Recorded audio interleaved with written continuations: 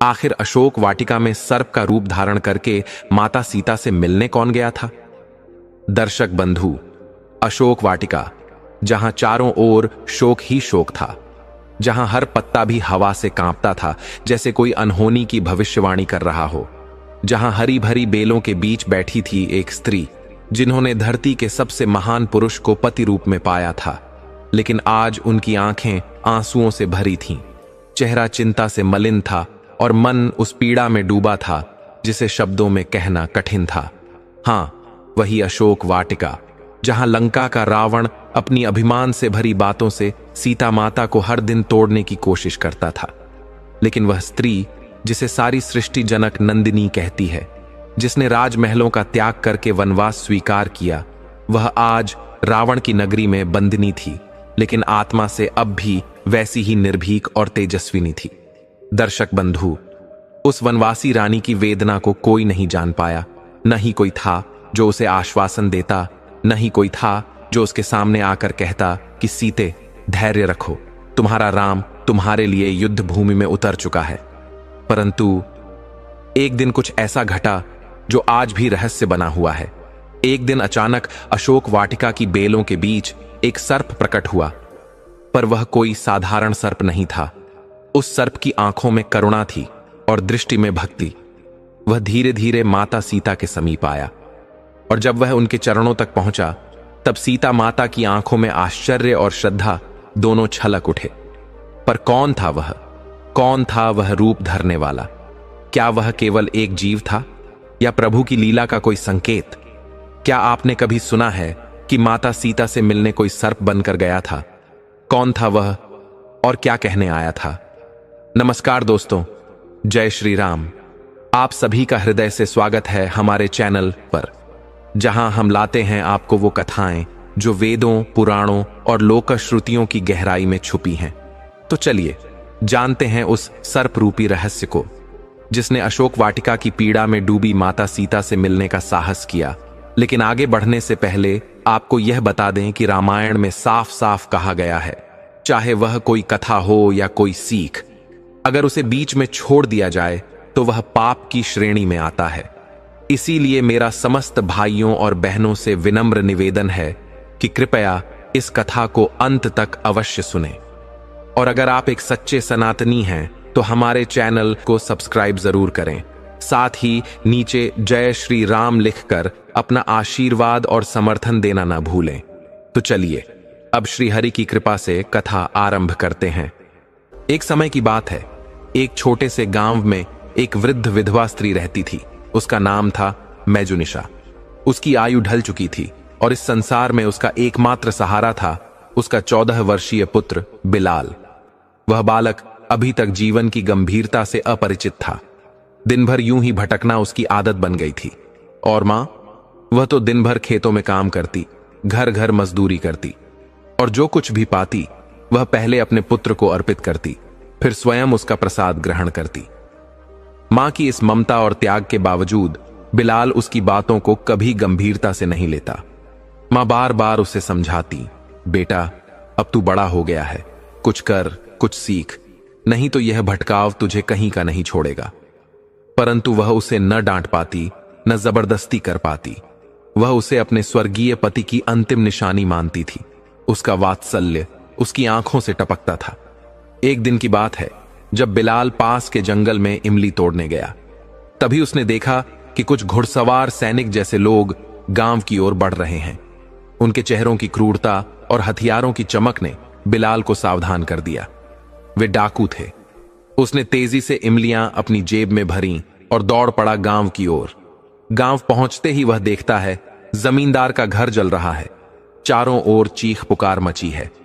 पता चला कि डाकुओं ने घर लूट लिया और एक नौकरानी को मार डाला जो उन्हें रोकने का प्रयास कर रही थी। यह सुनते ही बिलाल का कलेजा कांप उठा, क्योंकि उसकी मां भी तो वहीं काम करती थी। वह भीड़ को चीरते हुए भीतर भागा और जो देखा उसका हृदय टूट गया। उसकी मां लहूलुहान फर्श पर पड़ी थी, चारों ओर रक्त ही रक्त। उसकी ममता की मूरत अब शून्य में लेटी थी। उसके मुंह से एक करुण चीख निकली और वह भूमि पर गिर पड़ा। जब चेतना लौटी तो मां संसार से विदा ले चुकी थी। अब वह बिलाल नहीं, एक अनाथ था। उसे पहली बार मां के त्याग, उसकी ममता और अपने स्वयं के व्यर्थ जीवन की पीड़ा का एहसास हुआ। अब कोई नहीं था जो उसे स्नेह से देखे, कोई नहीं जो उसके लिए भूखा रहे। वह गांव में बहुत भटका, सहायता मांगी, पर कोई आगे न आया। भूखा, प्यासा, टूटा हुआ, उसने निश्चय किया कि अब वह गांव छोड़ देगा। अगली सुबह वह उसी जंगल की ओर चल पड़ा जहां से डाकू आए थे। वह जानता था यही मार्ग उसे एक नई दिशा देगा। गांव की सीमा पार करते हुए उसे एक वृद्ध साधु दिखाई दिया जो भारी सामान लिए कठिनाई से चल रहा था। साधु ने कहा, पुत्र, क्या तू मेरा यह सामान आश्रम तक पहुंचा देगा? इसके बदले मैं तुझे कुछ दक्षिणा दूंगा। भूखा प्यासा बिलाल अब पहले जैसा नहीं रहा था। उसने निस्वार्थ भाव से सामान उठा लिया और साधु के साथ चल पड़ा। लगभग 1 घंटे बाद वे आश्रम पहुंचे। साधु ने उसे आशीर्वाद सहित कुछ पैसे और भोजन से भरा थैला दिया। रोटियां और सब्जी देखकर उसके नेत्र भर आए। उसने धन्यवाद कहा, भगवान को स्मरण किया और भोजन ग्रहण किया। थोड़ी दूर आगे बढ़ा तो एक नीम का पेड़ दिखा जिसके नीचे एक कुआं था।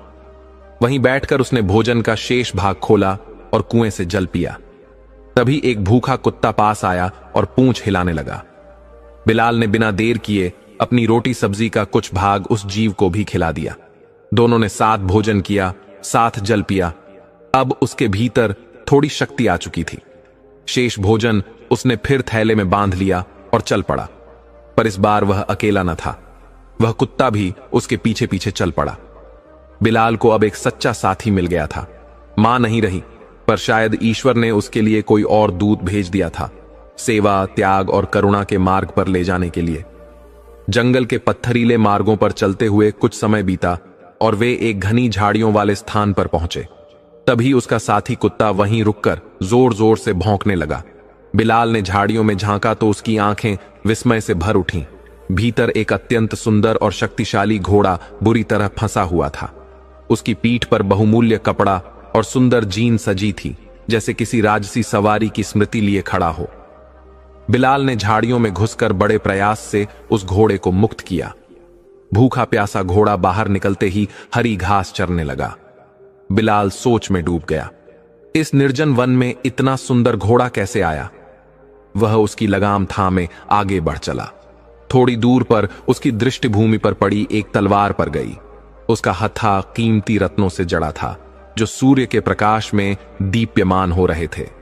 बिलाल ने तलवार उठाई और ध्यानपूर्वक देखा, जैसे यह तलवार और वह घोड़ा किसी एक ही कथा के पात्र हों। थोड़ा और आगे बढ़ा तो उसे कुछ सुंदर वस्त्रों के टुकड़े मिले जिन पर रक्त के धब्बे थे। उसने उन्हें उठाया और घोड़े की पीठ पर रख दिया। वह अपनी यात्रा की दिशा में स्थिर रहा। तपते दिन का मध्य बीत चुका था और उसे अब भूख व थकावट का अनुभव होने लगा था। कुछ ही दूर एक शांत, निर्मल, पवित्र नदी के दर्शन हुए। वहीं रुककर उसने थैले से बची हुई रोटियां और सब्जी निकाली। उसका साथी कुत्ता उसके पास बैठा था और घोड़ा पास ही घास चर रहा था। कुछ रोटियां खाकर वह जल पीने नदी की ओर झुका ही था कि झाड़ियों से एक भयंकर गर्जना हुई।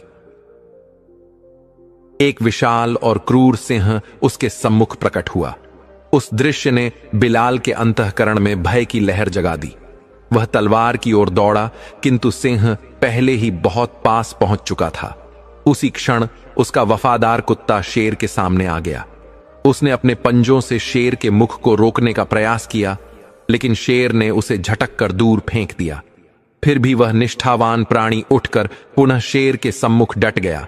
इस बार शेर ने अपनी धारदार दंत पंक्तियों को उसकी गर्दन में गड़ा दिया। एक करुण चीख के साथ वह गिर पड़ा। उधर बिलाल ने अपनी तलवार उठा ली। जैसे ही सिंह ने कुत्ते को छोड़ा, उसने पूरी शक्ति से वार किया। तलवार शेर की गर्दन पर पड़ी और वह घायल होकर दहाड़ा।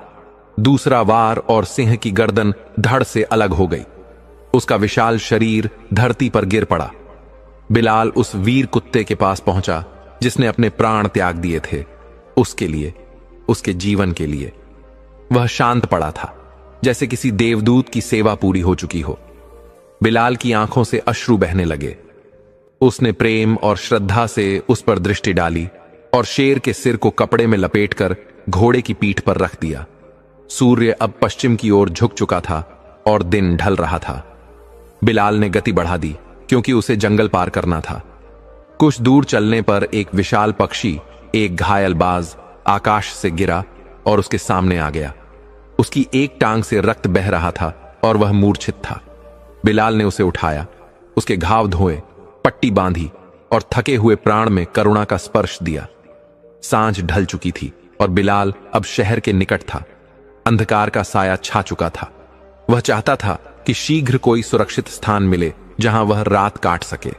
चलते चलते उसे एक वृद्ध पुरुष दिखाई दिया जिसके पास एक बंदर था। वृद्ध थका हुआ और निर्बल प्रतीत हो रहा था और बंदर की रस्सी उसके हाथ में थी। बिलाल समझ गया कि वह एक मदारी है। अंधेरे में उसे अकेला देखकर वह उसके पास गया और पूछा, बाबा, इस अंधेरे में अकेले क्यों बैठे हो? वृद्ध ने अपनी मध्यम दृष्टि ऊपर उठाई और धीमे स्वर में कहा, बेटा, अचानक मेरे सीने में बहुत तेज पीड़ा उठी, इसलिए यहीं बैठ गया। बिलाल उसके पास बैठ गया और करुण स्वर में बोला, बाबा, आपका घर कहां है? चलिए, मैं आपको वहां पहुंचा देता हूं। बूढ़े ने करुणा भरे स्वर में कहा, बेटा, तुम तकलीफ मत करो, मैं खुद ही पहुंच जाऊंगा। लेकिन बालक बिलाल की आत्मा जैसे उस वाणी में कांप उठी। वह तुरंत बोला, बाबा, जब तक आप चलने में असमर्थ हैं, मैं आपके चरणों के पास ही बैठा रहूंगा। और वह वहीं बैठ गया, एक अपार श्रद्धा और सेवा की भावना लेकर। बूढ़े मदारी ने उसकी आंखों में झांका। वहां छलकता था निष्कलंक प्रेम। उन्होंने धीरे से उठने का प्रयास किया। बिलाल ने सहारा दिया, जैसे कोई सेवक अपने ईश्वर को कंधा दे रहा हो। वह उनका हाथ अपने कंधे पर रखकर उन्हें थामे चला। बूढ़े ने घर का मार्ग बताया और लगभग 15 मिनट की यात्रा के बाद वे एक छोटी सी झोपड़ी पर पहुंचे जो कुछ अन्य झोपड़ियों के बीच स्थित थी। बिलाल ने उन्हें भीतर चारपाई पर सुलाया। उनके साथ आया बंदर एक खूंटी से बांध दिया और फिर वह स्वयं बाबा की चारपाई के पास बैठ गया। उसने श्रद्धा से पूछा, बाबा, क्या यह पीड़ा पहले भी उठ चुकी है?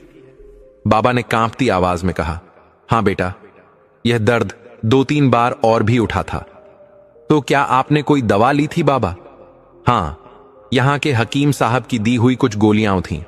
वे असर करती थीं, लेकिन अब वे समाप्त हो चुकी हैं। बिलाल ने एक क्षण भी विलंब न किया। बाबा, कृपया उनका नाम और पता बताइए, मैं अभी दवा लाता हूं। बूढ़े ने नाम और स्थान बताया। बिलाल ने अपने घोड़े को बाहर बांध दिया, बाज को वहीं छोड़ा और निस्वार्थता के भाव से हकीम के घर पहुंचा। हकीम घर पर ही थे। बिलाल ने नम्र भाव से उन्हें पूरी बात बताई। हकीम ने दवाएं बनाई और कहा, आराम बहुत आवश्यक है। नमक, मिर्च और खट्टी वस्तुएं पूरी तरह वर्जित हैं, तभी रोग शांत होगा। बिलाल ने अपनी जेब टटोली। वही पहले दिन की कमाई थी। उन पैसों को ईश्वर की भेंट समझकर हकीम को सौंपा और दवा लेकर लौट आया। रात्रि का अंधकार गहराने लगा था। झोपड़ी में बूढ़ा बाबा दर्द से कराह रहा था। बिलाल ने तुरंत दवा की एक खुराक दी और उनके पास बैठ गया। कमरे में सन्नाटा व्याप्त था। तभी बाबा ने इशारे से कहा, वहां कोने में एक दिया रखा है, उसे जला लो। बिलाल उठा, दिया ढूंढा और दीपक की लौ से उस अंधेरे कमरे में मधुर ज्योति फैली। बाबा की आंखों में जल छलक आया। वे भीतर ही भीतर सोचने लगे, यदि यह बालक आज न मिला होता तो क्या होता? क्या यह भगवान का भेजा कोई दूत है? कुछ समय पश्चात दवा का असर हुआ। बाबा का दर्द कम हो गया और वे उठने लगे। बिलाल तुरंत बोल पड़ा, बाबा, हकीम साहब ने कहा है आपको पूर्ण विश्राम चाहिए। कृपया उठिए मत। जो भी कार्य हो मुझे बताइए, मैं करूंगा। बाबा ने धीमे स्वर में कहा, बेटा, तुम भूखे होगे, मैं रोटी और चटनी बना देता हूं। बिलाल ने विनयपूर्वक कहा, नहीं बाबा, आप विश्राम करें। आटा कहां रखा है बताइए, मैं रोटी बनाता हूं और आपको खिलाऊंगा। बिलाल की इस करुण वाणी से बाबा की आंखें फिर भर आईं। बाबा ने कोने की हांडी की ओर इशारा किया।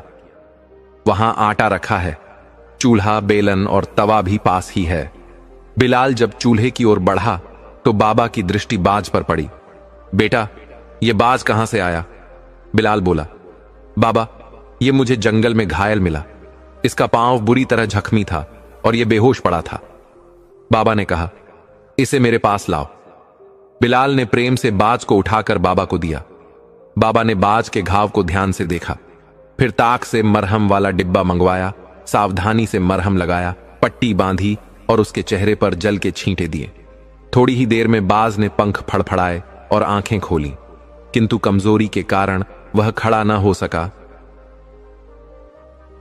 तो बाबा ने उसे चारपाई के नीचे रख दिया।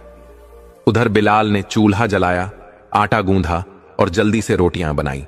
साथ में टमाटर और प्याज की चटनी भी तैयार की। बाबा अब काफी आराम महसूस कर रहे थे।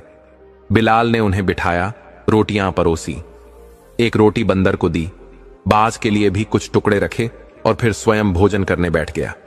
भोजन के पश्चात चारों ओर जैसे संतोष और शांति की लहर फैल गई। बंदर, बाज, घोड़ा, बाबा सब तृप्त थे।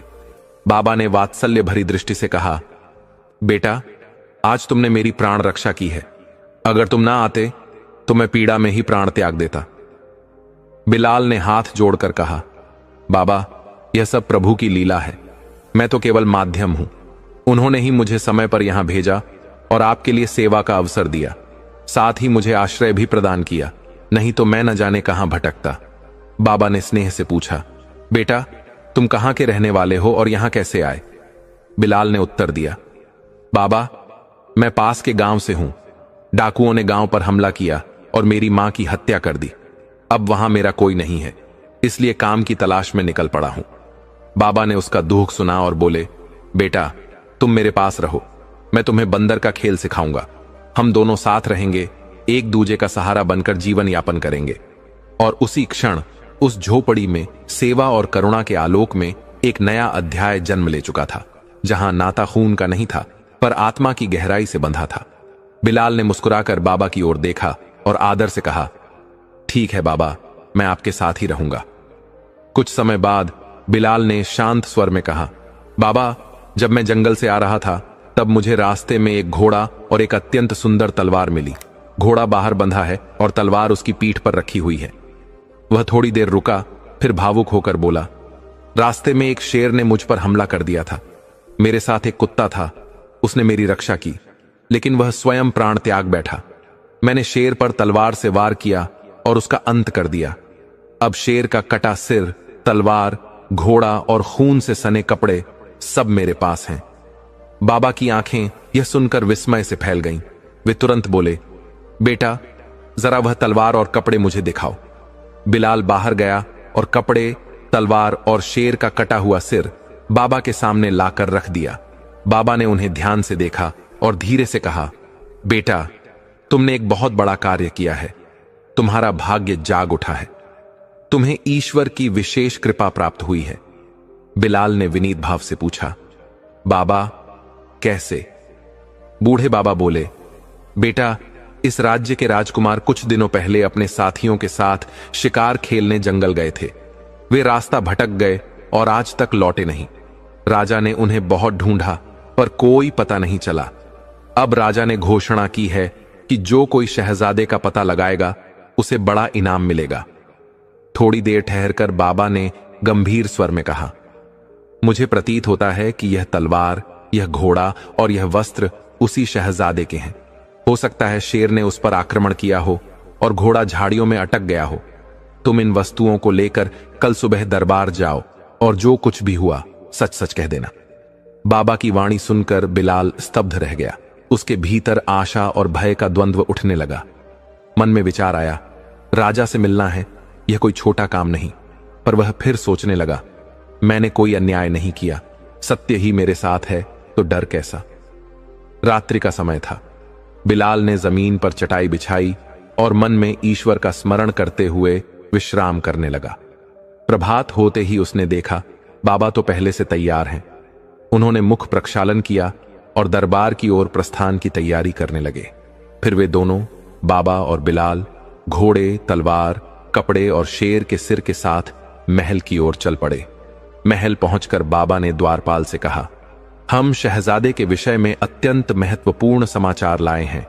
राजा को तत्काल सूचना दी गई।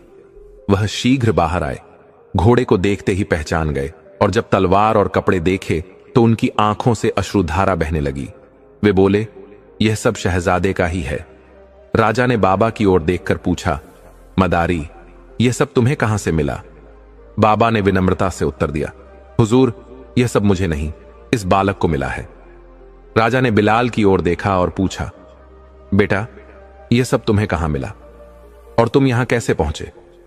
बाबा ने पहले पूरी घटना राजा को विस्तार से बताई। फिर राजा ने स्वयं बिलाल से कहा, बेटा, तुम बताओ क्या हुआ था? बिलाल ने एक एक बात बिना भय के सच्चाई से कह दी। शेर का हमला, तलवार से उसका वध, कुत्ते की वीरता और बलिदान, सब कुछ।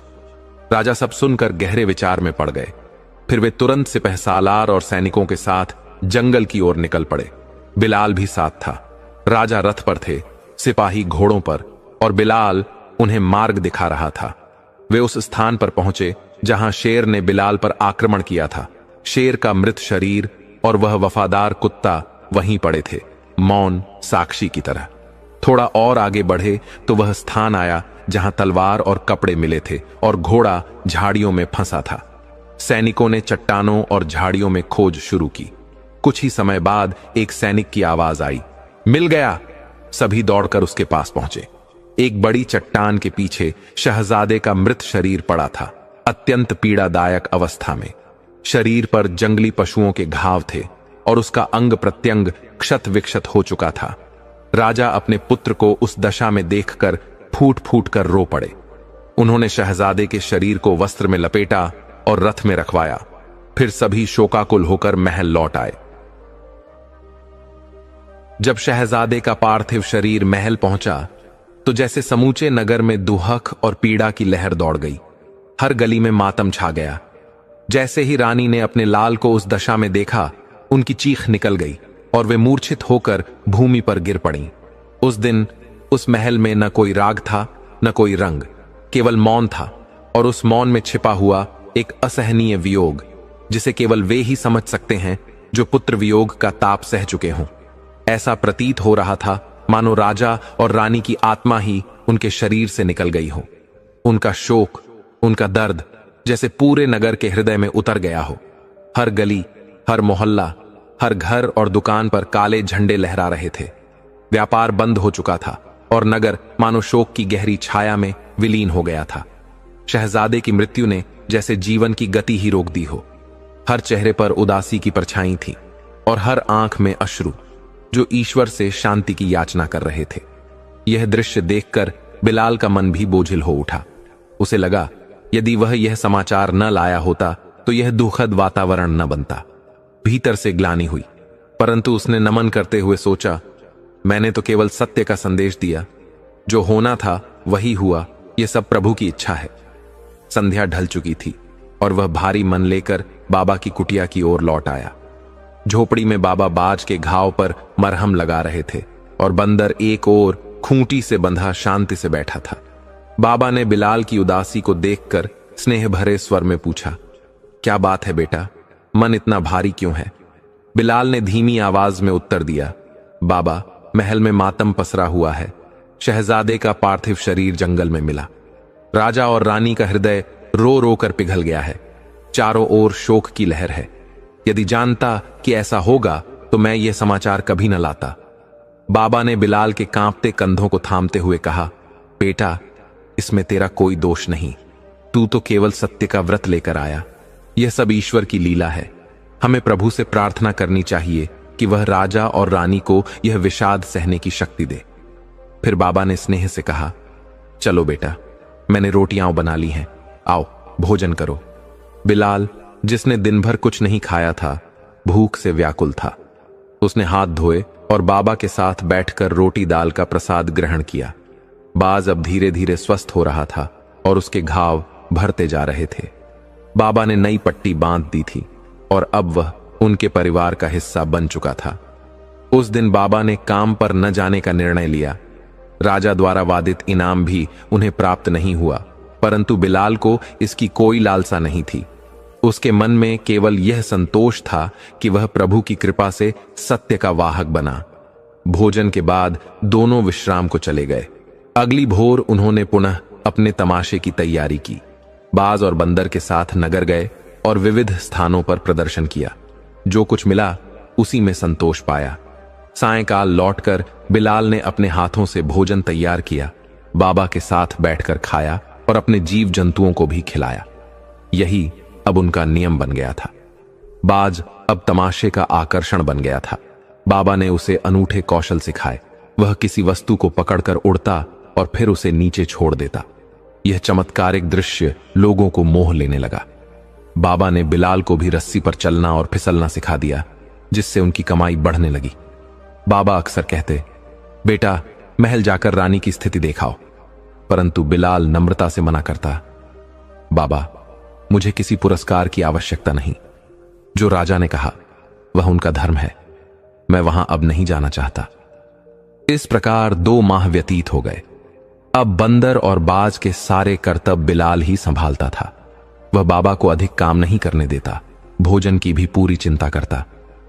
एक दिन तमाशा दिखाकर लौटते समय अचानक बाबा के सीने में तेज पीड़ा उठी। बिलाल घबरा गया। किसी तरह उन्हें झोपड़ी तक लाया और चारपाई पर लिटाया। दवाएं ढूंढी पर कुछ नहीं मिला। बाबा तड़प रहे थे।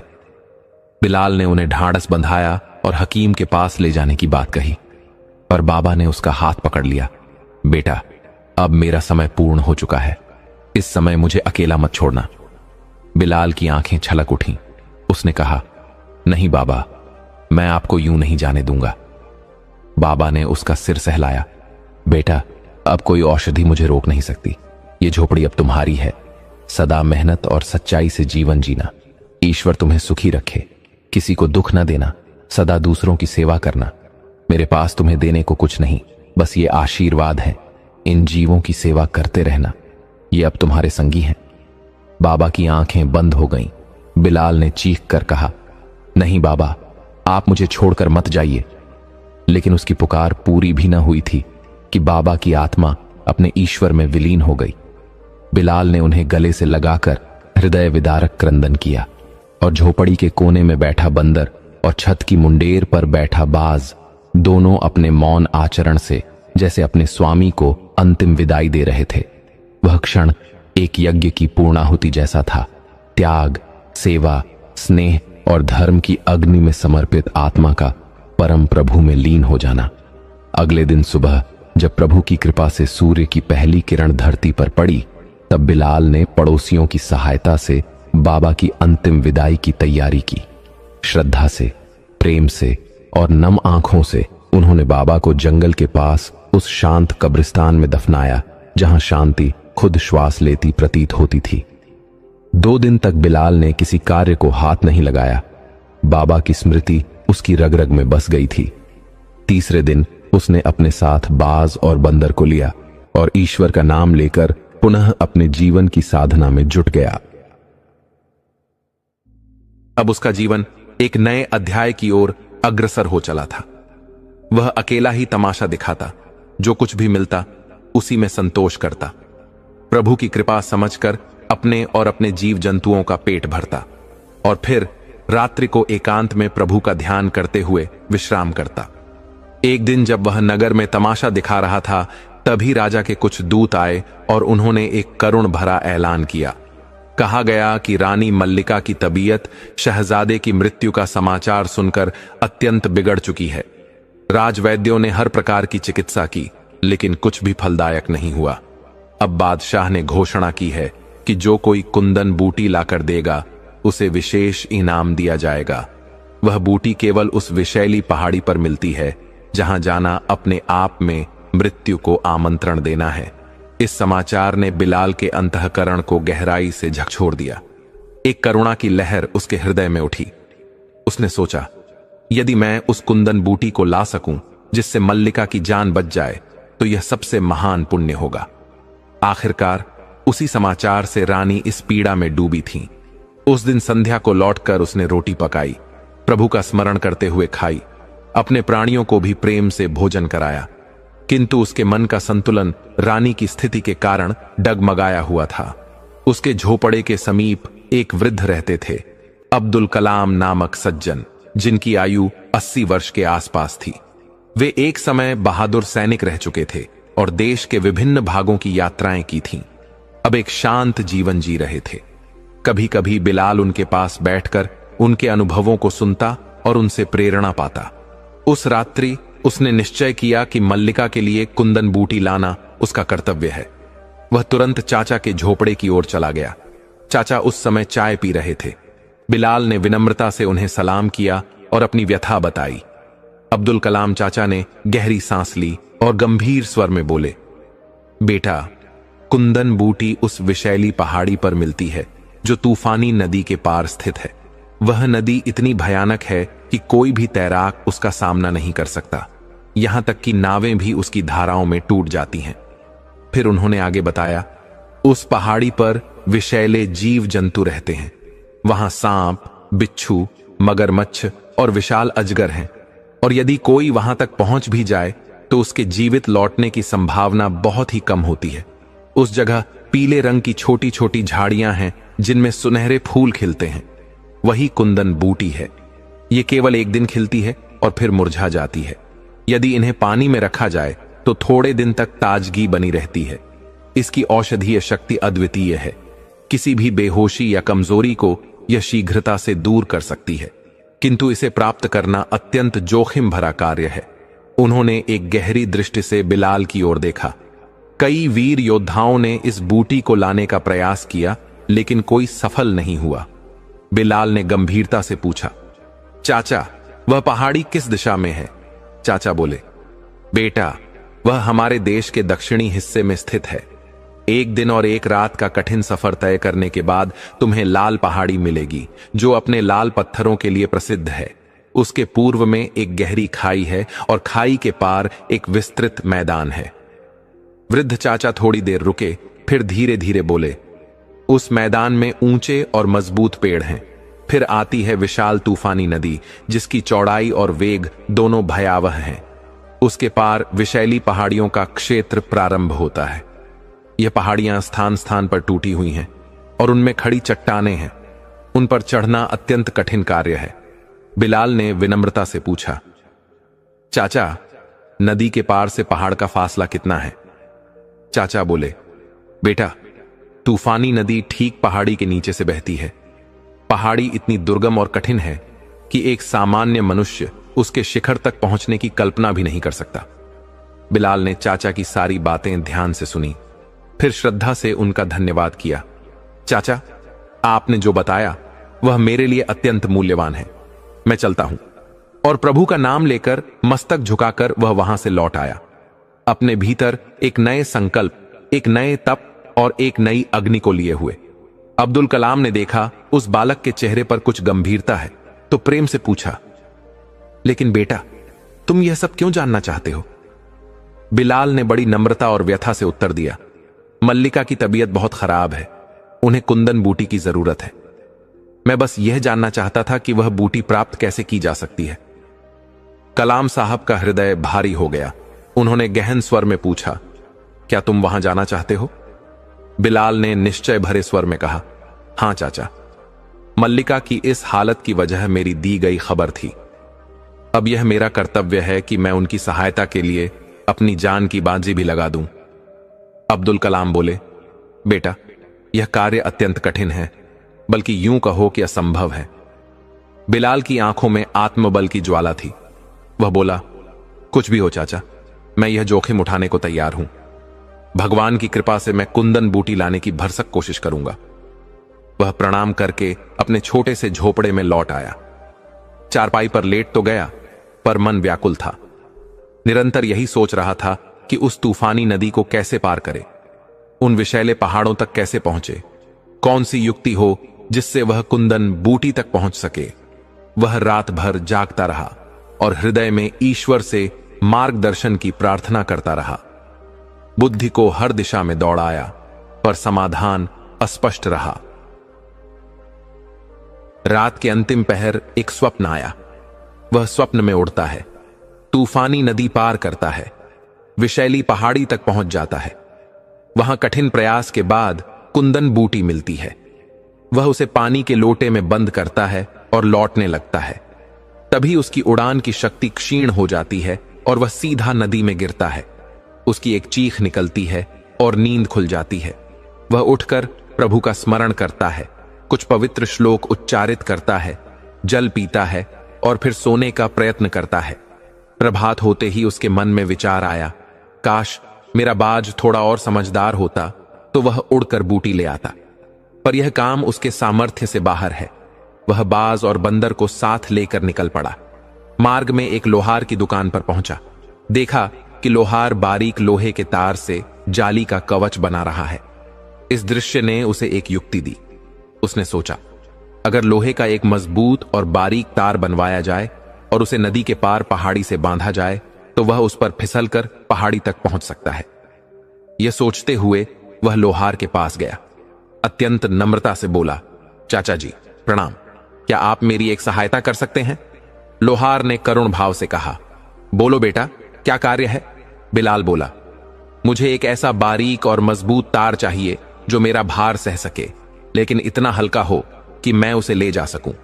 लोहार ने कुछ पल सोचा और कहा, कार्य कठिन है पर असंभव नहीं। कितनी लंबाई चाहिए? बिलाल ने कहा, लगभग 200 गज लंबा। लोहार बोला, ठीक है बेटा, मैं बना दूंगा, पर इसमें खर्चा अधिक आएगा। बिलाल ने भावुक स्वर में कहा, चाचा जी आप जितना मूल्य कहें मैं दूंगा। यह तार मेरे लिए अत्यंत आवश्यक है, कृपया इसे कल तक तैयार कर दें। लोहार ने आश्वस्त करते हुए कहा, कल सुबह तक हो जाएगा, पर ध्यान रहे पैसे समय पर देना होंगे। बिलाल ने जेब से 25 रुपए निकाले और कहा, चाचा जी यह अग्रिम रख लीजिए, शेष राशि मैं शाम तक दे दूंगा। इसके बाद वह सीधे राजमहल गया। दरबान को संदेश दिया कि वह जहरीली पहाड़ी से कुंदन बूटी लाने की योजना बना चुका है। यह सुन राजा ने उसे तुरंत दरबार में बुलवाया। राजा ने उसे देखा और भावुक हो उठे। बेटा, तुम्हें देखकर मुझे अपने पुत्र की याद आ गई। तुम ही वह हो जिसने मेरे बेटे की निशानियां लाकर दी थीं। मैं लज्जित हूं कि मैंने तुम्हें तुम्हारे कार्य का उचित प्रतिदान नहीं दिया। मल्लिका की बीमारी और पुत्र वियोग ने मुझे सब भुला दिया। राजा की आंखें नम थीं। बिलाल ने करबद्ध होकर कहा, हुजूर, मैंने कोई बड़ा कार्य नहीं किया। वह वस्तुएं मुझे संयोग से मिली और मैंने उन्हें आपके चरणों तक पहुंचा दिया, पर यदि वह समाचार मैंने ना दिया होता तो शायद इतना बड़ा कष्ट नहीं आता। मैं स्वयं को मल्लिका साहिबा की पीड़ा का उत्तरदायी मानता हूं, अतः कुंदन बूटी लाकर उनकी सेवा करना अब मेरे जीवन का उद्देश्य बन गया है। राजा ने स्नेहपूर्वक कहा, बेटा, तुम अभी बहुत छोटे हो, यह कार्य अत्यंत खतरनाक है। मेरी सल्तनत के कई वीर योद्धा इस प्रयास में प्राण गंवा चुके हैं। अपनी जान को मत खतरे में डालो। बिलाल ने उत्साह से उत्तर दिया, हुजूर, मैंने एक योजना बनाई है जिससे मैं सफलता प्राप्त कर सकता हूं। उसने बाज और बंदर की ओर इशारा किया। राजा ने चिंता से कहा, बेटा, ये छोटे जीव इस कार्य में तुम्हारी क्या सहायता करेंगे? मैं पुनः कहता हूं, इस विचार को त्याग दो। मैंने जो इनाम घोषित किया था वह ले लो और सुखपूर्वक जीवन व्यतीत करो। बिलाल ने कोमलता से उत्तर दिया, हुजूर, आपकी उदारता मेरे लिए सम्मान का विषय है, पर मल्लिका साहिबा की पीड़ा का कारण मैं स्वयं हूं। बस आपकी आज्ञा चाहता हूं। ईश्वर की कृपा से मुझे विश्वास है कि मैं सफल हो जाऊंगा। राजा ने उसके तेज और संकल्प को देखकर पूछा, यदि तुम इतने दृढ़ हो तो बताओ, मैं तुम्हारे लिए क्या कर सकता हूं? बिलाल ने नम्रता से कहा, मुझे केवल 400 रुपए की आवश्यकता है। राजा आश्चर्यचकित हुए, इतने कम में तुम यह कठिन कार्य कैसे करोगे? बिलाल ने आत्मविश्वास से उत्तर दिया, हुजूर, मुझे अपनी योजना पर संपूर्ण विश्वास है। राजा ने उसकी बातों को ध्यान से सुना और भावों में डूबे स्वर में कहा, ठीक है, लेकिन एक बात स्मरण रखो, यदि 4 दिनों के भीतर तुम कुंदन बूटी लेकर नहीं लौटे तो हम मान लेंगे कि तुम मृत्यु को प्राप्त हो चुके हो, और यदि जीवित लौटे परंतु बूटी लाने में असफल रहे तो हमारे राज्य से बहुत दूर चले जाना। तुम्हारी सूरत में हमें अपने पुत्र का अक्स दिखाई देता है और वह हमारे लिए असहनीय पीड़ा है। बिलाल ने दोनों हाथ जोड़कर कहा, हुजूर, मैं यह शर्त स्वीकार करता हूं। राजा ने उसे 400 रुपये दिए।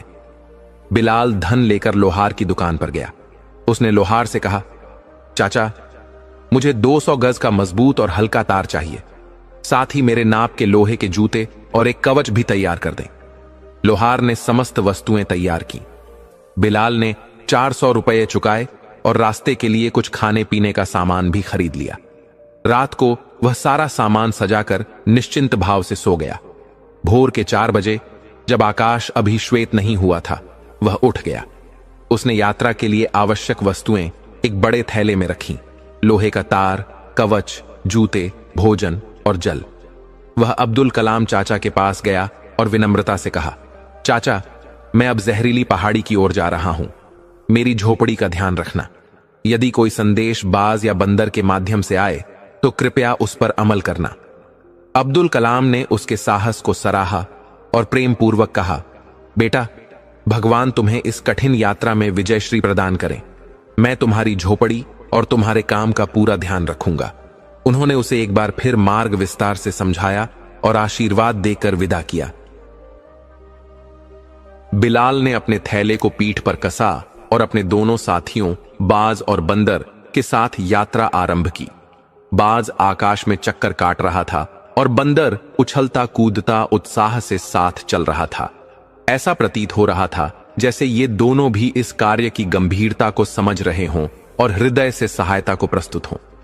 बाज को वृद्ध बाबा ने विशेष करतब सिखाए थे।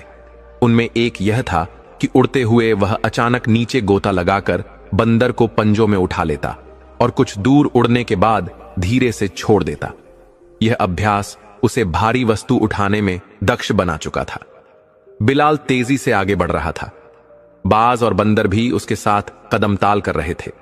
इस तरह उमंग और निष्ठा से भरी उनकी यात्रा निरंतर आगे बढ़ रही थी। दोपहर हुई, सूरज तपने लगा। बिलाल ने थैले से थोड़ा भोजन निकाला, स्वयं खाया और अपने प्रिय साथियों को भी खिलाया। फिर उसने भगवान का स्मरण किया और पुनः यात्रा पर चल पड़ा।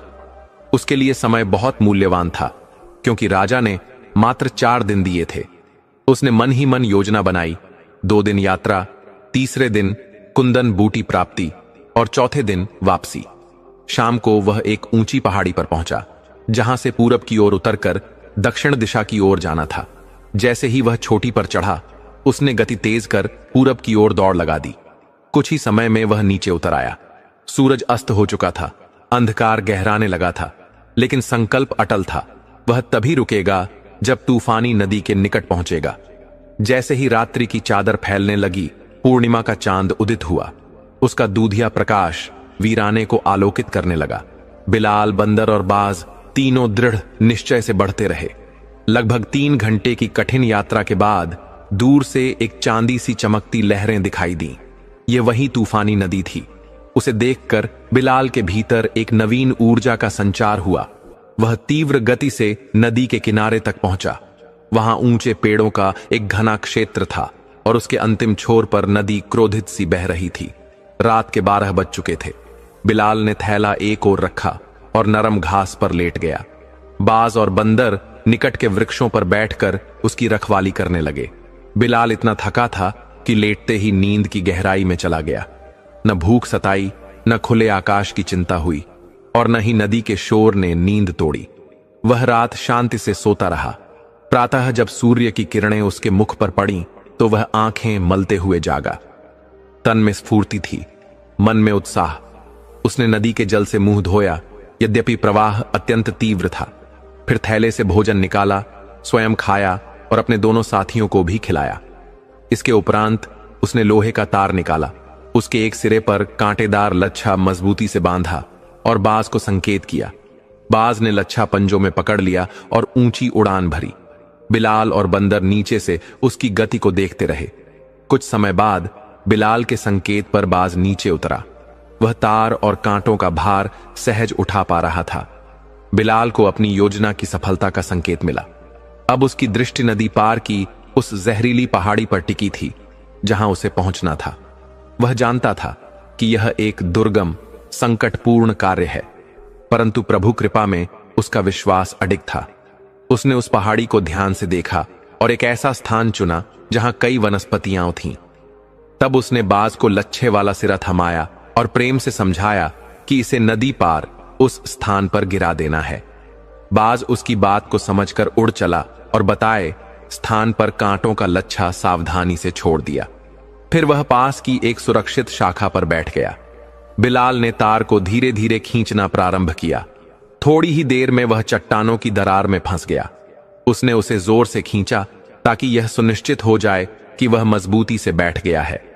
जब वह संतुष्ट हुआ तब उसने तार का दूसरा सिरा लिया और एक ऊंचे मजबूत वृक्ष पर चढ़ गया। वहां सबसे ऊपर की शाख पर उसे बांध दिया। वह नीचे उतरा और अपनी सुरक्षा की तैयारी की। लोहे के जूते और कवच पहना, कमर से खंजर लगाया और कुंदन बूटी के लिए जल से भरा लोटा साथ रखा। फिर भगवान का नाम लेकर वह वृक्ष पर चढ़ने लगा।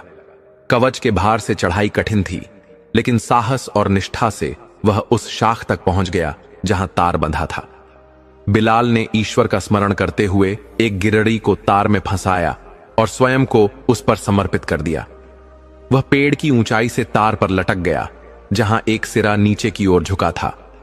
गुरुत्वाकर्षण की शक्ति ने उसे तीव्र गति से खींच लिया और जब वह उफनती हुई नदी के ऊपर से गुजरा तो भय उसके अंतर्मन में उमड़ आया, परंतु उसने अपनी आंखें मूंद लीं और हर हर नाम लेकर प्रभु की शरण में मन को टिकाकर आगे बढ़ता गया। वह फिसलते फिसलते दूसरी ओर की पहाड़ी से जा टकराया, परंतु प्रभु कृपा से उसके शरीर पर बंधे कवच ने उसे आघात से बचा लिया। जब वह ऊपर चढ़ा तो देखा चारों ओर विषधर और बिच्छू रेंग रहे हैं। कुछ उसकी उपस्थिति से गायब हो गए, कुछ ने हमला करने का प्रयास किया, परंतु ईश्वर प्रेरित रक्षा संरचना लोहे के जूते ने उन्हें निष्फल कर दिया। जहरीले जीव यदि पास आते तो वह उन्हें अपने जूते से कुचल देता। इन भयों को दरकिनार कर उसने कुंदन बूटी की खोज आरंभ की। ईश्वर की इच्छा से अंततः वह अद्भुत सुनहरी बूटी उसे दिखी और हर्ष से उसका हृदय भर आया। उसने श्रद्धा से 2-3 फूल तोड़कर पहले से जल से भरे लोटे में रखे। थोड़ी दूर और चलने पर एक और पौधा मिला। उसमें 3-4 फूल और थे, जिन्हें उसने सहेज कर उसी लोटे में रख लिया। फिर उसने आकाश में उड़ते अपने परम सेवक बाज को इशारा किया और बाज भी प्रभु प्रेरणा से कुछ और फूल लेकर लौट आया। बिलाल ने उन्हें भी ससम्मान लोटे में सुरक्षित रखा। इसी क्षण एक विशाल अजगर चुपके से आया और उसके चरणों को जकड़ लिया। बिलाल ने तुरंत लोटा एक ओर रख दिया और ईश्वर को पुकारते हुए संघर्ष करने लगा। अजगर विकराल और प्रचंड था। उसने बिलाल की दोनों टांगों को अपनी भुजाओं में बांध लिया। तभी आकाश में उड़ता उसका सेवक बाज लौटा। जैसे ही उसने अपने स्वामी को संकट में देखा, उसने वह बूटी छोड़ दी और अपने नुकीले चोंच से अजगर पर आक्रमण कर दिया, परंतु उसका कवच इतना सख्त था कि चोंच प्रभावहीन रही। बिलाल ने संकेत किया कि बाज अजगर की आंख पर वार करे। जैसे ही बाज ने चोंच चलाई, पहली ही चोट में अजगर की एक आंख घायल हो गई और रक्त बहने लगा। पीड़ा से छटपटाता अजगर और कसकर लिपट गया। तभी बाज ने दूसरी आंख को भी अंधकार में डुबो दिया। अंधा हो चुका अजगर पीड़ा में ढीला पड़ा और बिलाल को वह क्षण मिल गया जब उसने अपनी कमर से खंजर निकाला और बार बार प्रहार किया। प्रभु की कृपा से वह राक्षसी अजगर पर विजयी हुआ। अब शांतिपूर्वक उसने चारों ओर दृष्टि डाली और देखा कि आवश्यक मात्रा में कुंदन बूटी उसके पास है। उसने लोटे को संभाला, कमर में बांधा और उस स्थान तक आया जहां तार में फंसा लच्छा था। उसे निकालकर पहाड़ी पर चढ़कर सुरक्षित स्थान पर बांधा। फिर उसी तरह गिर्ररी से फिसलता हुआ उस पेड़ तक लौटा जहां से यह यात्रा प्रारंभ हुई थी। उसका विश्वासी बाज साथ उड़ता रहा। नीचे उतरकर उसने अपने सुरक्षात्मक कवच और भारी जूते उतार दिए और उन्हें नदी में विसर्जित कर दिया। अब वह तार को वापस लाना चाहता था तो उसने फिर बाज को संकेत किया। बाज तीव्र गति से उड़कर पहाड़ी पर गया और शाखाओं में फंसे लच्छे को अपनी चोंच से खींचा। एक झटके में वह निकल आया, परंतु हाथ से छूट गया और नीचे गिरने लगा। ईश्वर की कृपा से बाज ने उसे हवा में ही थाम लिया और बिलाल के पास ले आया। बिलाल ने तार को थैले में रखा और नगर की ओर प्रस्थान करने लगा। चलते चलते वह लाल पहाड़ी पर पहुंचा, परंतु रात्रि हो चुकी थी। थकान से वह अत्यधिक पीड़ित था, अतः यात्रा को विराम दिया और एक सुरक्षित स्थान खोजकर विश्राम करने लगा। बाज और बंदर भी समीप के वृक्ष पर सो गए। प्रभात होते ही एक खड़खड़ाहट से उसकी नींद टूटी। देखा तो 2 भयावह आकृति वाले पुरुष उसके पास खड़े थे, जैसे डाकू हों। एक ने पूछा, कौन है तू? बिलाल ने शांत चित्त होकर कहा, मैं एक मुसाफिर हूं, रात हो गई थी, यहीं रुक गया। डाकुओं ने उसकी थैली की ओर इशारा कर पूछा, इसमें क्या है? बिलाल ने प्रभु का स्मरण किया और थैले से सब कुछ निकालकर दिखा दिया, भोजन और अन्य सामान। परंतु एक डाकू की दृष्टि लौटे पर पड़ी। इसमें क्या है? उसने पूछा। बिलाल का चेहरा पीला पड़ गया। उसने डरते हुए कहा, इसमें सिर्फ पानी है। परंतु भय से कांपती उसकी वाणी ने डाकुओं को संदेह दिला दिया। एक डाकू ने लोटा छीना और भीतर देखा। जैसे ही सुनहरे फूल दिखे, वह चिल्लाया, यह तो कुंदन बूटी है। अगर इसे राजा के पास ले जाए तो हमें बड़ा इनाम मिलेगा। लेकिन यह बूटी इस लड़के को कहां से मिली? और अब उसकी अग्नि परीक्षा आरंभ होने वाली थी। एक और अध्याय जहां धर्म, साहस और ईश्वर भक्ति उसे मार्ग दिखाने वाले थे। डाकुओं की हिंसा और लालच को देखकर भी बिलाल का मन विचलित नहीं हुआ। उसने भीतर से साहस बटोरा और मन ही मन भगवान को पुकारा, हे प्रभु, मेरी रक्षा करना। फिर चुपके से खंजर निकाला और एक डाकू पर वार कर दिया। लेकिन दूसरा डाकू सजग था। उसने बिलाल को पकड़कर जोर से धकेल दिया और खंजर छीनते हुए उसके पेट पर एक घातक मुक्का मारा। बिलाल पीड़ा में चीख उठा और धरती पर गिर पड़ा। उसे क्षण भर को लगा मानो उसकी सारी तपस्या व्यर्थ हो जाएगी। लेकिन उसी क्षण उसकी दृष्टि एक पत्थर पर पड़ी। उसने उसे उठाकर डाकू के माथे पर दे मारा। पत्थर की चोट से खून बह निकला। यह देख दूसरा डाकू क्रोधित हो उठा और बिलाल पर घूंसे व लातों की बौछार कर दी। फिर दोनों डाकू कुंदन बूटी का लोटा लेकर भाग निकले। पीड़ा में तड़पते हुए भी बिलाल ने हार नहीं मानी। उसने अपने वफादार साथी बाज और बंदर को इशारा किया और वे दोनों परम निष्ठा से उसकी सहायता को दौड़े। डाकुओं के पास घोड़े थे। वे तेजी से भाग रहे थे। बाज ऊपर से उनकी चालों पर दृष्टि रख रहा था। फिर वह एक डाकू के सिर पर चोंच से वार करने लगा। उसकी चोंच इतनी तेज थी कि डाकू का सिर लहूलुहान हो गया, जिससे वह घोड़े की लगाम छोड़ बैठा। घोड़ा बेकाबू होकर दौड़ा और डाकू नीचे गिर पड़ा। उसी के हाथ से लोटा छूट गया, पर सौभाग्य से उसका ढक्कन बंद था और न बूटी गिरी न जल। दूसरे डाकू ने यह देखा और घोड़ा रोककर लोटा उठाने के लिए दौड़ा, पर तब तक बंदर वहां पहुंच गया था। उसने लोटा उठा लिया और एक ऊंची चट्टान पर जाकर बैठ गया।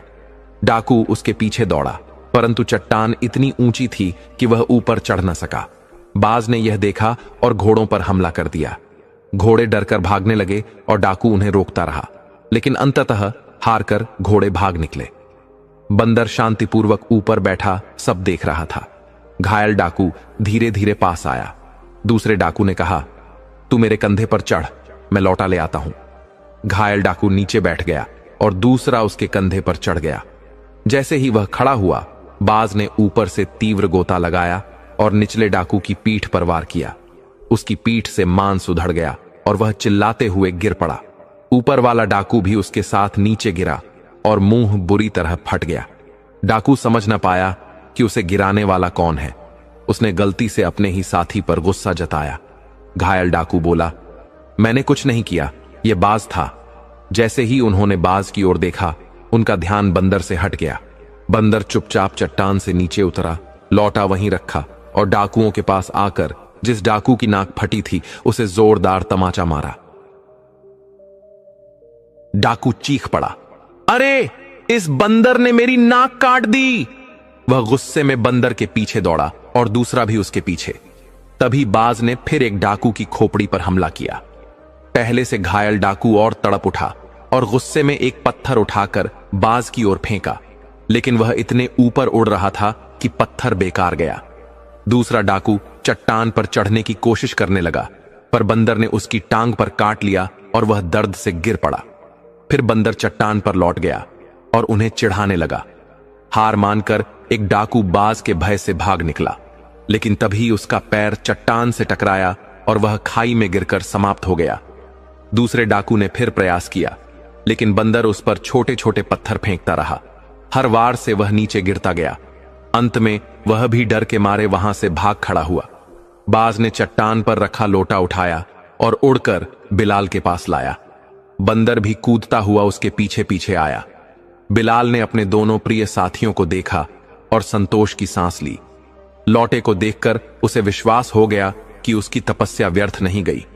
उसने उन्हें प्रेम से सहलाते हुए कहा, ईश्वर की कृपा और तुम दोनों की निष्ठा से ही मैं सफल हो सका। युद्ध में 3 घंटे बीत चुके थे। सुबह के 11 बज चुके थे और यह उसका तीसरा दिन था। अब उसे शीघ्रता से राजा के पास पहुंचकर कुंदन बूटी सौंपनी थी। वह पहाड़ी से उतर आया। सूर्य सिर पर तप रहा था। दोपहर की गर्मी विकराल थी। उसे भूख लगने लगी और उसके साथी भी थक चुके थे। चलते चलते वह एक पीपल के विशाल वृक्ष के नीचे बैठ गया। वहीं पास में एक झरना भी बह रहा था। बिलाल झरने पर पहुंचा। वहां उसने पहले अपने मुख और हाथ धोए, फिर थैले से भोजन निकाला। उसने श्रद्धा से ईश्वर का स्मरण किया, प्रभु को अर्पित किया और फिर कृतज्ञता सहित स्वयं भोजन ग्रहण किया। अपने साथियों बंदर और बाज को भी प्रेम पूर्वक खिलाया। इसके बाद वह झरने का निर्मल जल पान कर विश्राम हेतु बैठ गया।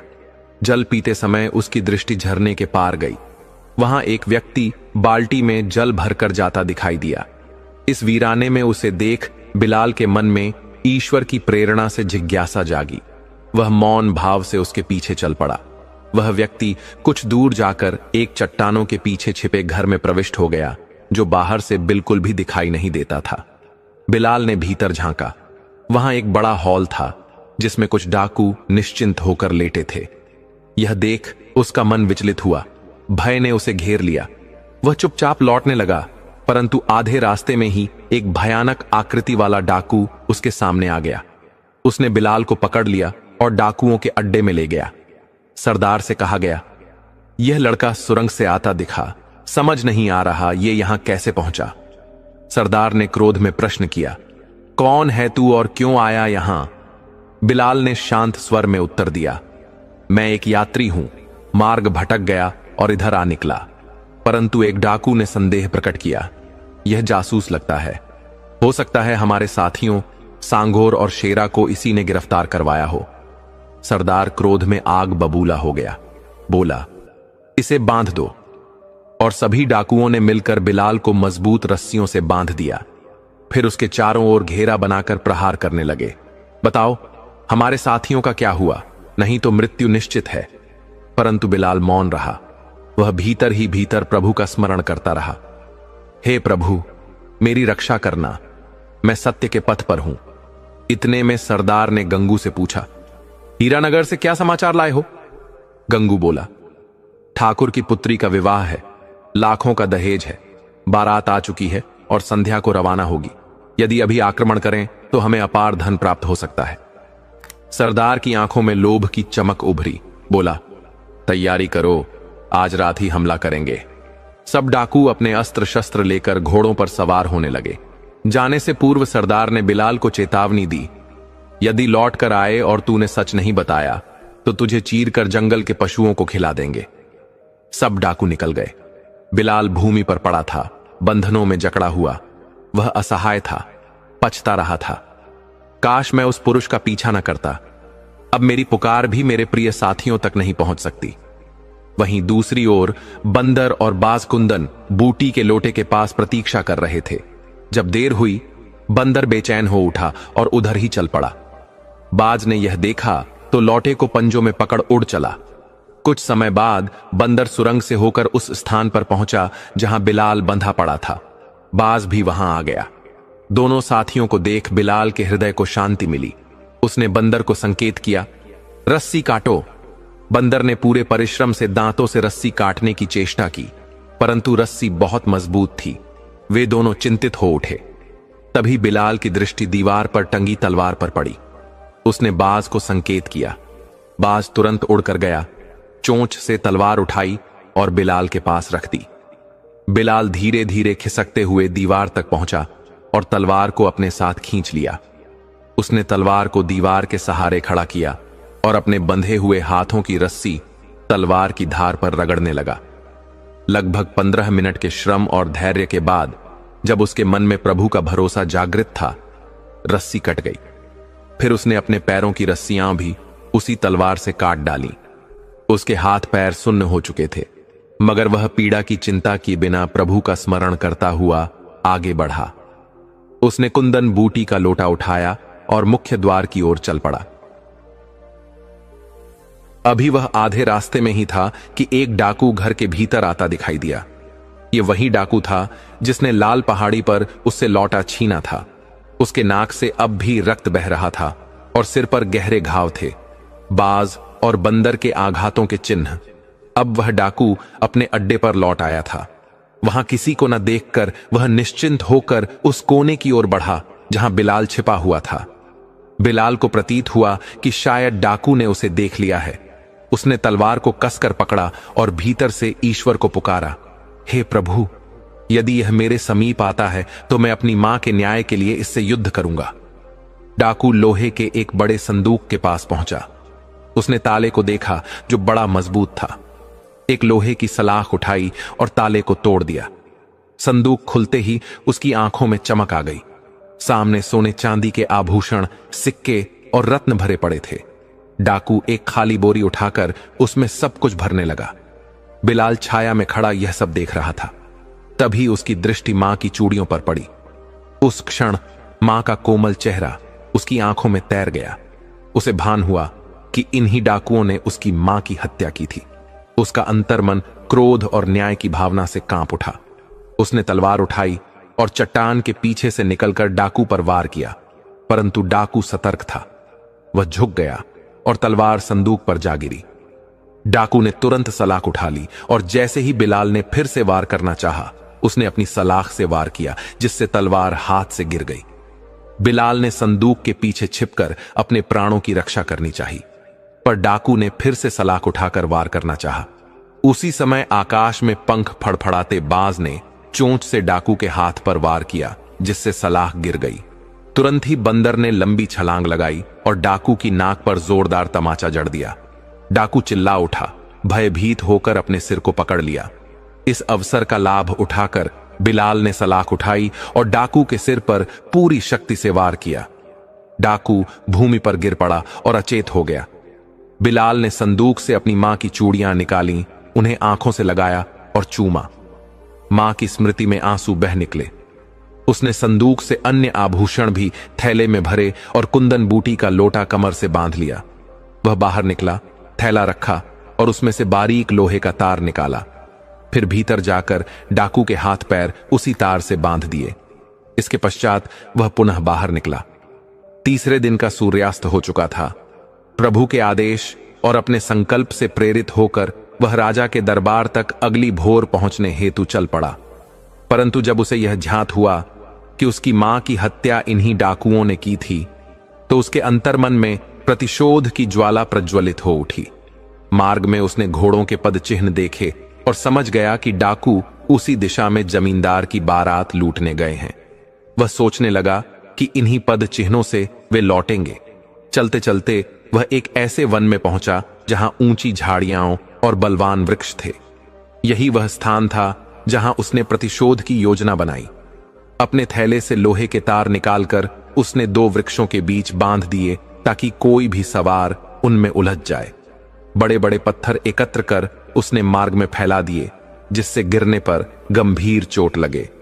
फिर वह घनी झाड़ियों में छिप गया। डाकू लौट रहे थे, अपने कुकर्म की सफलता में मग्न।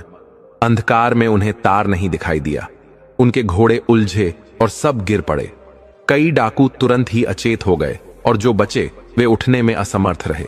बिलाल, जो वहां प्रभु की स्मृति में बैठा था, तत्काल बाहर आया। उसने सब डाकुओं के हाथ पैर बांध दिए और जो होश में थे उन्हें भी बेहोश कर दिया। उसने एक घोड़ा चुना जो कम घायल था और लूटे गए रत्नों और आभूषणों की बोरी उस पर रखी। फिर अपने प्रिय साथियों बंदर और बाज के संग घोड़े पर सवार होकर नगर की ओर प्रस्थान किया। भोर की प्रथम किरण के साथ वह नगर पहुंच गया और सीधे राजमहल गया। दरबान से कहा कि वह कुंदन बूटी लेकर आया है। राजा, जो बेसब्री से उसकी प्रतीक्षा कर रहे थे, ने उसे तुरंत बुलवाया। बिलाल की आंखों में सफलता की ज्योति थी। उसने सबसे पहले राजा को वह लौटा सौंपा जिसमें कुंदन बूटी थी। फिर संपूर्ण कथा डाकुओं के अड्डे में फंसने से लेकर उनकी गिरफ्तारी तक राजा को विनम्रता पूर्वक सुना दी। उसने करबद्ध होकर विनय किया, हुजूर, कृपा करके शीघ्र अपने सिपाहियों को भेजिए जिससे वे उन पापियों को पकड़ सकें। राजा ने उसी क्षण अपने सबसे योग्य हकीम को बुलाया और उन्हें आदेश दिया कि वे रानी को कुंदन बूटी दें और उपचार प्रारंभ करें। साथ ही बिलाल के बताए स्थान की ओर सिपाहियों को भेजा गया ताकि वे दुष्ट डाकुओं को बंदी बना सकें। महल में जब यह शुभ समाचार फैला कि कुंदन बूटी आ चुकी है तो सबके चेहरों पर आशा की प्रभा फैल गई। सभी महलवासी प्रभु की इस लीला को सुनने और उस साहसी बालक बिलाल के दर्शन हेतु एकत्रित हो गए। कुछ विश्राम और भोजन के बाद बिलाल ने राजा के समक्ष संपूर्ण वृतांत निवेदित किया। कैसे उसने परम पराक्रम से कुंदन बूटी प्राप्त की और डाकुओं से सामना किया। वह उन रत्नों और आभूषणों को भी साथ लाया था जो डाकुओं के अड्डे से मिले थे। उनमें एक अनुपम हार और दुर्लभ खंजर भी सम्मिलित था। राजा जब इन निधियों को देख रहे थे और कुंदन बूटी का लौटा हाथ में लिए खड़े थे तो उनके नेत्रों में गहन भावनाओं की धारा उमड़ पड़ी। हार और खंजर को निहारते ही वे किसी पुरानी पीड़ा में डूबते चले गए। बार बार वे उन्हीं दो वस्तुओं को देखते और महल की संगमरमर की धरती पर उद्विग्न होकर चहलकदमी करने लगे। यह दृश्य देख दरबार में उपस्थित सभी आत्माएं निःशब्द हो गईं। राजा ने उसी क्षण दरबार को स्थगित किया और संकल्प लिया कि संध्या वेला में फिर से न्याय का दीप प्रज्वलित किया जाएगा। जब पुनः दरबार सजा तो डाकुओं को पकड़कर लाया गया। राजा ने उन पापियों के सम्मुख वही हार और खंजर प्रस्तुत किए। उन्होंने कठोर स्वर में पूछा, कहां से पाई तुमने ये वस्तुएं? भय से थरथर कांपते हुए उनके सरदार ने कहा, हुजूर, 2 माह पूर्व वन में हमें शहजादा अकेले मिले। उन्होंने हम पर तलवार खींची, पर हम अधिक थे। युद्ध हुआ और वे वीरगति को प्राप्त हुए। खंजर और हार हम उठा लाए, तलवार वहीं छोड़ दी। इसके बाद जब हम इस बालक की माता को लूटने गए तो उन्होंने हमें रोका। हमने उन्हें भी मार डाला और उनकी चूड़ियां छीन ली। राजा का अंतःकरण यह सुनते ही विकराल अग्नि बन उठा। वे उठ खड़े हुए और संपूर्ण प्रजा को संबोधित करते हुए बोले, हे मेरी प्रिय प्रजाजनों, ये डाकू केवल धन लूटने वाले नहीं अपितु धर्म और करुणा के शत्रु हैं। इन्होंने हमारे शहजादे का वध किया और इस बालक की माता को भी निर्दयता से मार डाला। कितने मासूमों का रक्त इनकी तलवारों ने बहाया है, इसकी कोई गणना नहीं। आज इस दरबार आम में मैं इन्हें मृत्यु दंड की आज्ञा देता हूं ताकि कोई और इस अधर्म का साहस न करे। फिर उन्होंने अपनी दृष्टि उस साहसी बालक की ओर घुमाई और कहा, इस बालक ने न केवल कुंदन बूटी प्राप्त की बल्कि इन पापियों को पकड़वाया और हमारा खोया हुआ खजाना लौटाया। इसने हमारी रानी की प्राण रक्षा की और हमारे पुत्र की अंतिम निशानियां हमें लौटा दी। आज से इसका नाम शहजादा जहान होगा। यह हमारा पुत्र है, हमारी आत्मा का उत्तराधिकारी। इसकी निडरता और धर्मनिष्ठा ने इसे इस सिंहासन के योग्य बनाया है। हमारी सल्तनत को एक ऐसे ही तेजस्वी, न्यायप्रिय और धर्मशील शहजादे की आवश्यकता है। राजा ने उसे अपने समीप शाही आसन पर बैठने का संकेत दिया। उसी क्षण रानी साहिबा की सवारी महल के दरबार के निकट आकर रुकी। रानी धीरे धीरे भीतर प्रविष्ट हुई। संपूर्ण दरबार में आदर और श्रद्धा से सबकी दृष्टि भूमि की ओर झुक गई। रानी साहिबा की दृष्टि जैसे ही बिलाल पर पड़ी, उनका हृदय उमड़ पड़ा। वे उसके समीप आईं और स्नेह से बोली, अरे मेरे बेटे, तुम कहां चले गए थे? मुझे छोड़कर कभी मत जाना। वादा करो कि अब तुम हमें छोड़कर नहीं जाओगे। यह कहकर उन्होंने बिलाल को अपनी बाहों में भर लिया। रानी की ममता के उस दृश्य ने दरबार में उपस्थित सभी जनों की आंखें नम कर दी। बिलाल भी रो पड़ा और श्रद्धा से बोला, नहीं रानी साहिबा, अब मैं कहीं नहीं जाऊंगा। मैं सदा आपके साथ रहूंगा। बादशाह ने दोनों को स्नेहपूर्वक अलग किया और बिलाल को शाही आसन पर बैठने का संकेत दिया। वजीर-ए-आजम ने दरबार के समापन से पूर्व घोषणा की, बादशाह सलामत का हुक्म है कि 3 दिन तक पूरी सल्तनत में उत्सव मनाया जाएगा। हर अमीर गरीब को भोजन और उपहार प्रदान किए जाएंगे। यह समय दुआओं और उल्लास का है। जैसे ही ये वचन गूंजे, दरबार के बाहर से स्वर आने लगे, शहजादा जहान जिंदाबाद। बिलाल अपने प्रिय साथियों, उस विश्वास पात्र बाज और चंचल बंदर के साथ शाही सवारी में महल की ओर लौट गया।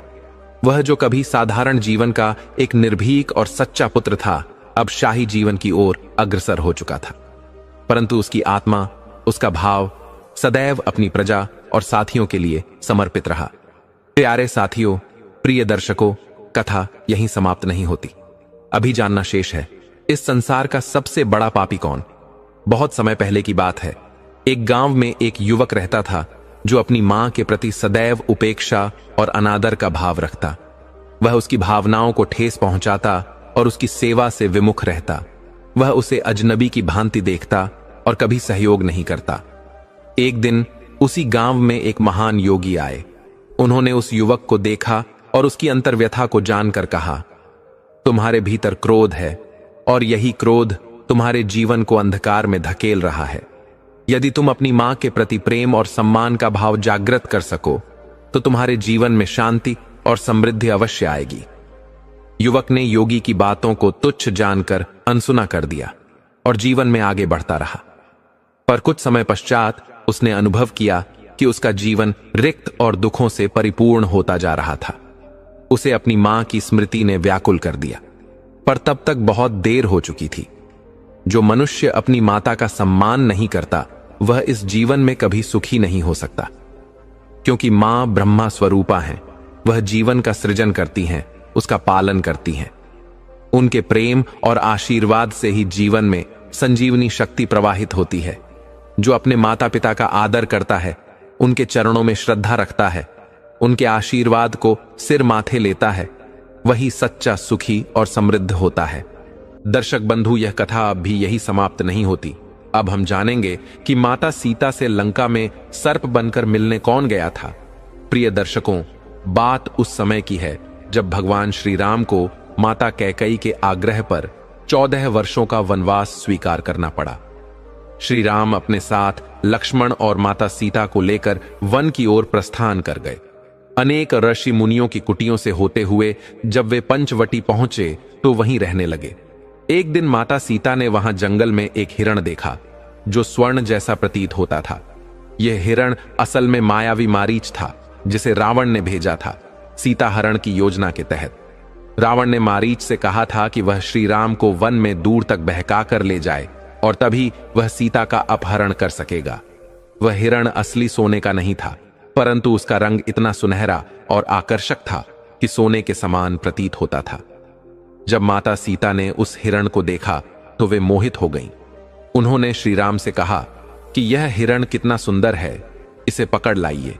मैं इसे अपने हाथों से दाना पानी दूंगी और सेवा करूंगी। श्री राम ने उन्हें सावधान किया कि यह स्थान राक्षसों का क्षेत्र है और राक्षस मायावी होते हैं। यह हिरण भी कोई माया हो सकता है, किंतु माता सीता अपनी जिद पर अड़ी रहीं। अंततः प्रभु श्री राम ने धनुष बाण उठाया और उस हिरण के पीछे चल पड़े। हिरण बहुत दूर तक भागता रहा, श्री राम भी उसके पीछे चलते रहे।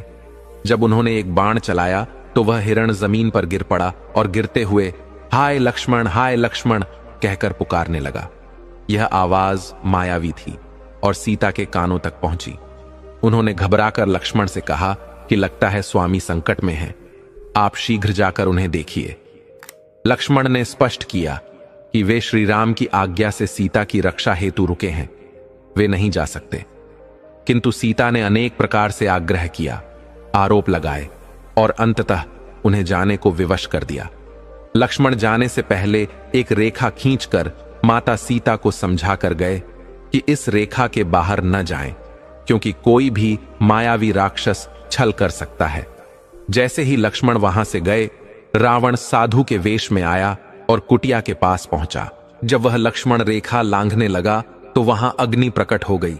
रावण समझ गया कि यदि वह भीतर घुसेगा तो जलकर भस्म हो जाएगा। उसने बाहर से पुकारा, भिक्षाम देहे। माता सीता भीतर से कुछ फल और भिक्षा लेकर आईं और रेखा के अंदर खड़े खड़े भिक्षा रावण की ओर बढ़ाने लगीं। तब वह कपटी रावण साधु का वेश धारण करके कहने लगा कि वह इस रेखा की बंधी हुई भिक्षा को स्वीकार नहीं करेगा। उसने आग्रह किया कि सीता स्वयं रेखा के बाहर आकर उसे भिक्षा दें। माता सीता ने स्पष्ट मना कर दिया और कहा कि वह रेखा को पार नहीं कर सकती, क्योंकि देवर लक्ष्मण उन्हें यह निर्देश देकर गए हैं कि इस रेखा को पार मत करना। अगर उन्होंने इस मर्यादा को तोड़ा तो लक्ष्मण के वचन की गरिमा समाप्त हो जाएगी। रावण फिर से कहता है कि यदि रेखा लांघकर भिक्षा नहीं दी गई तो वह साधु बनकर भी चला जाएगा। यह सुनकर सीता चिंता में पड़ गईं। सोचने लगीं कि यदि लक्ष्मण की बनाई मर्यादा रेखा को लांघती है तो वह वचन भंग होगा, और अगर साधु को बिना भिक्षा दिए लौटा देती है तो अतिथि धर्म का अपमान होगा। दोनों में से एक धर्म को चुनना पड़ा, और माता सीता ने निश्चय किया कि भिक्षा देना उनका धर्म है, वह नहीं टूटना चाहिए। उन्होंने भीतर से भिक्षा ली और रेखा पार करके रावण की ओर हाथ बढ़ाया। जैसे ही उन्होंने रेखा पार की, रावण को अवसर मिल गया। वह तत्काल अपने असली रूप में प्रकट हुआ और माता सीता का अपहरण कर पुष्पक विमान में बैठाकर आकाश मार्ग से उड़ गया। वह उन्हें लेकर सीधे लंका पहुंचा और अशोक वाटिका में छोड़ते हुए कहा कि वह अब विचार करे, पर यहां से जा नहीं सकती और उन्हें उसकी रानी बनना होगा। रावण अपने महल की ओर चला गया, लेकिन वहां एक बहुत बड़ी बात छिपी थी। जो स्त्री अपने पति और घर की बनाई हुई मर्यादा रूपी रेखा को लांघ जाती है, वह स्वयं को किसी भी संकट में डाल सकती है। सीता की तरह ही कोई राक्षस उसका भी धर्म हर सकता है। इसलिए घर की रेखा और मर्यादा को कभी नहीं लांघना चाहिए। अशोक वाटिका में पहुंचकर माता सीता ने वहां के अन्न जल का त्याग कर दिया। उन्होंने संकल्प लिया कि वह लंका का अन्न जल कभी ग्रहण नहीं करेंगी, चाहे भूख से तड़प तड़प कर प्राण क्यों न त्यागना पड़े। जब ब्रह्मा जी ने यह देखा तो उन्हें चिंता हुई। सोचा कि यदि माता सीता ने अन्न ग्रहण नहीं किया तो वे भूख से मृत्यु को प्राप्त हो सकती हैं। तब ब्रह्मा जी ने इंद्रदेव को बुलाया और उन्हें एक विशेष कार्य सौंपा। ब्रह्मा जी एक दिव्य पात्र में दिव्य खीर लाए, जो कोई साधारण खीर नहीं थी। उन्होंने इंद्र को वह खीर दी और कहा कि वह इसे अशोक वाटिका में सीता तक पहुंचाएं। यह खीर यदि माता सीता ग्रहण कर लें तो उन्हें 10,000 वर्षों तक भूख प्यास नहीं लगेगी, और जब तक वे लंका में रहेंगी उन्हें अन्न जल के अभाव से कष्ट नहीं होगा। इंद्रदेव ने वह खीर ली और कहा कि वे आज्ञा का पालन करेंगे। ब्रह्मा जी ने उन्हें आगाह किया कि लंका में हर ओर सख्त पहरा है। साधु, पशु, पक्षी किसी भी रूप में जाएं, राक्षस पहचान सकते हैं और रोक सकते हैं। इसलिए उन्हें ऐसा रूप लेना होगा जिससे वे पहचाने न जा सकें और बिना किसी विघ्न के खीर सीता तक पहुंचा सकें। इंद्रदेव ने कहा कि वे सर्प का रूप धारण करेंगे। उस रूप में कोई उन्हें देख नहीं सकेगा और वे चुपचाप अशोक वाटिका में प्रवेश कर जाएंगे। ब्रह्मा जी यह सुनकर अत्यंत प्रसन्न हुए और आशीर्वाद दिया कि वे अपने कार्य में सफल हों। ब्रह्मा जी से आज्ञा लेकर इंद्र ने वह दिव्य खीर का पात्र हाथ में लिया और लंका की ओर चल दिए। जैसे ही वे लंका पहुंचे, उन्होंने सर्प का रूप धारण कर लिया और गुप्त मार्गों से होते हुए सीधे अशोक वाटिका में पहुंच गए, जहां माता सीता प्रभु श्री राम के वियोग में अत्यंत दुखी अवस्था में बैठी थीं। इंद्र जब सर्प के भेष में उनके समक्ष आए तो माता सीता उन्हें पहचान न सकी। उन्हें संदेह हुआ कि यह कोई लंका का मायावी राक्षस न हो। वह भयभीत हो उठी। इंद्र यह समझ गए कि माता ने उन्हें नहीं पहचाना। तब उन्होंने वहीं अपने असली रूप का दर्शन दिया। वे साक्षात इंद्रदेव के रूप में प्रकट हुए और हाथ में लाए हुए उस दिव्य खीर के पात्र को माता सीता के सामने रखते हुए बोले, हे माता, यह कोई साधारण खीर नहीं है, यह दिव्य खीर है। कृपया इसका सेवन कीजिए। इसके सेवन से आपको 10,000 वर्षों तक भूख प्यास नहीं लगेगी। मैं कोई राक्षस नहीं हूं, मैं इंद्रदेव हूं और ब्रह्मा जी की आज्ञा से ही आपके पास आया हूं। जब इंद्र ने अपने स्वरूप और उद्देश्य को स्पष्ट किया, तब भी माता सीता का हृदय वियोग की वेदना में डूबा रहा। उन्होंने कहा कि अब इस खीर का मैं क्या करूं? मुझे तो अब अपने प्राण त्याग देने हैं, क्योंकि प्रभु राम के बिना मुझे कुछ अच्छा नहीं लगता। मैं उनके बिना जीना नहीं चाहती। इंद्र ने उन्हें बहुत प्रेम पूर्वक समझाया, हे माता, यदि आप अपने प्राण त्याग देंगी तो सोचिए प्रभु श्री राम पर क्या बीतेगी। वे आपके बिना कैसे रहेंगे? आपको दृढ़ रहना होगा। प्रभु श्री राम अवश्य आएंगे, आप चिंता मत कीजिए। मेरी आपसे विनती है, कृपया इस इंद्र की प्रार्थना स्वीकार कीजिए और इस दिव्य खीर का सेवन कीजिए, ताकि आप भूख और प्यास से व्याकुल न हो। माता सीता ने अंततः इंद्र की प्रार्थना स्वीकार की और दिव्य खीर का सेवन किया। उसके बाद इंद्र पुनः सर्प के रूप में परिवर्तित हुए और गुप्त रास्तों से लंका से बाहर निकलकर अपने असली स्वरूप में इंद्रलोक लौट गए। माता सीता को अब भूख और प्यास नहीं सताती थी। उन्होंने प्रभु श्री राम के आने तक धैर्यपूर्वक प्रतीक्षा करने का संकल्प किया। तो अब आप जान ही चुके हैं कि वह कौन था जो सर्प के भेष में लंका में माता सीता से मिलने गया था। वह और कोई नहीं, स्वयं इंद्रदेव थे, जो ब्रह्मा जी की आज्ञा से सीता माता के लिए दिव्य खीर लेकर आए थे। यह कथा हमें गुरुजनों और साधु संतों से प्राप्त प्रमाणों पर आधारित है।